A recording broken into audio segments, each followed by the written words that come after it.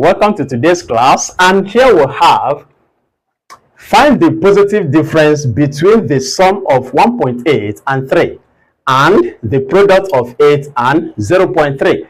Product here simply means multiplication. In other words, you can call it times.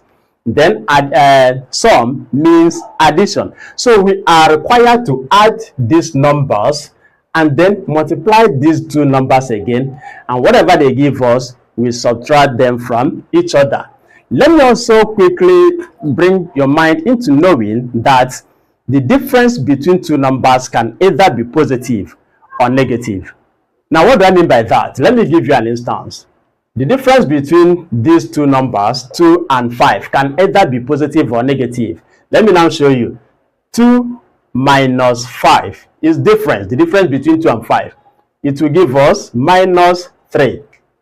And again, another difference between 2 and 5 is 5 minus 2. And this one will give us what? 3, which is a positive 3. So you see now that difference between two numbers can either be negative or positive. Alright, let's move quickly to what we have. 3 is a whole number. Because it's a whole number, let us fill here with 0. That is 3.0. Then we also have 1.8. And summing the two of them together will give us 0 plus 8 is 8. 3 plus 1 is 4. That is the sum. Then let us now multiply these two. 0.3. Alright, 8 times 3 will give us 24. We write 4 and carry 2. Place a point here. 8 times 0 is 0. And 0 plus 2 will give us 2. That is 2.4. Having found their sum and their products, let us now get the difference. The difference, for us to get a positive difference, please take note of this salient instruction, which says a positive difference. So what we are expecting here must be what? A positive difference.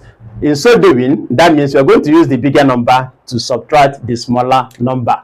So we now have 4.8 minus 2.4.